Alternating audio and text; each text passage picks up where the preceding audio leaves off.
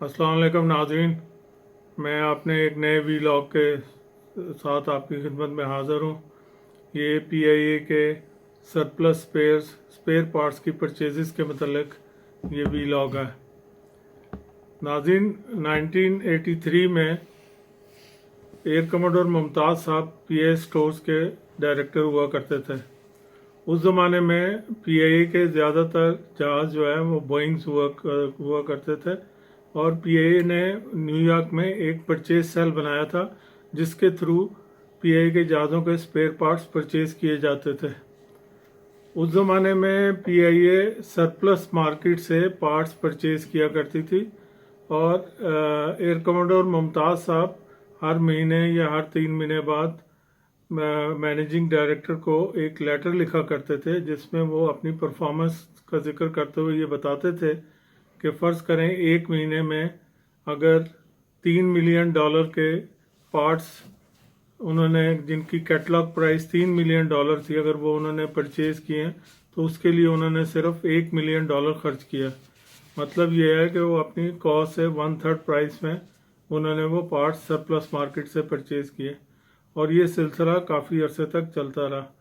लेकिन इसके बाद पीआईए में लोगों का वेस्टेड इंटरेस्ट भी था, लोग ओरिजिनल इक्विपमेंट मैन्युफैक्चरर्स के एजेंट्स भी थे और ये चीज़ मैं पीआईए के चेयरमैन की नॉलेज में, डायरेक्टर्स की मौजूदगी में ला भी चुका था कि कौन कौन सा इंजीनियर, कौन कौन सा चीफ इंजीनियर पीआईए किस किस कंपनी के एजेंट्स हैं।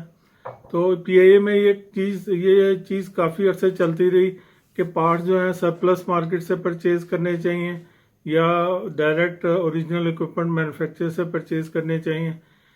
इस सिलसिले में कभी बोर्ड से कोई डायरेक्टिव ले लिया जाता था, कभी कुछ किया जाता था। सिर्फ अपने वेस्टेड इंटरेस्ट के लिए कभी सरप्लस से परचेज कर लिया जाता था, कभी ओरिजिनल इक्विपमेंट मैन्युफैक्चर से परचेज कर लिया जाता था। इस सिलसिले में 2 फ्रॉड भी हुए उसी ज़माने में। पीआईए क्योंकि खुद भी सरप्लस से परचेज करती थी, पीआईए का अपने पार्ट्स भी सरप्लस हो जाते थे जो इनकी ज़रूरत से ज़्यादा होते थे। वो पार्ट्स जो है पीआईए बेचने की पीआईए ने 2 दफ़ा कोशिश की। अपने सरप्लस पार्ट्स को जब पहली दफ़ा बेचने की कोशिश की तो उस पार्टी ने इनके साथ फ्रॉड किया और इनके पार्ट्स जो है अमेरिका में पड़े रहे और उसमें काफ़ी लंबा चौड़ा फ्रॉड हुआ। उसके बाद दूसरी दफ़ा इन्होंने अपने सरप्लस पार्ट्स जब बेचने की कोशिश की तो ये लंदन इन्होंने ये पार्ट्स भेजे यूके में और यूके की पार्टी ने भी इनके साथ फ्रॉड किया और इनके पैसे मारे गए और पार्ट्स भी जो है पूरे पार्ट्स इनको वापस नहीं मिले। ये सब चीज़ें होती रहीं और इस दौरान में लोगों ने पार्ट्स की परचेज में ख़ास तौर पे एयरक्राफ्ट पार्ट्स, जो कि एक बहुत ही एयरक्राफ्ट पार्ट्स की परचेजिंग और सेलिंग एक बहुत ही सोफिस्टिकेटेड एरिया है और बहुत ही टेक्निकल एरिया है और इसको बहुत ही टेक्निकल तरीके से हैंडल किया जाना चाहिए था। लेकिन इसको सिर्फ अपने ज़ाती मकासद के लिए इस पे काम किया गया और लोगों ने स्पेशली अपनी posting stores and purchases department में कराई ताकि वो वहाँ से ये पार्ट्स की सेल परचेज में कमीशन खा सकें। क्योंकि सरप्लस पार्ट्स, मैं आपको इसकी मिसाल इस तरह देता हूँ कि फ़र्ज़ करें एक सरप्लस पार्ट है $100 का, आपको वही पार्ट सरप्लस मार्केट में आपका एक पार्ट की कैटलॉग प्राइस है $100, वही पार्ट आपको सरप्लस मार्केट में $50 का भी मिल सकता है, $30 का भी मिल सकता है और $10 का भी मिल सकता है। अब ये लोग यही चीज़ इस चीज़ में किया करते थे कि मतलब आपने उसके ऊपर कोई चेक भी नहीं है कि अगर आपने कह दिया जी कि $100 का, मैंने तो आपको $50 का लेके दिया, मैंने $50 बचाए हैं, लेकिन उसकी एक्चुअल कॉस्ट अगर $20 है तो आपने तो $30 दरमियान में अपना कमीशन रख लिया। इन चीज़ों के लिए कोई कंट्रोल नहीं किया गया पीआईए में।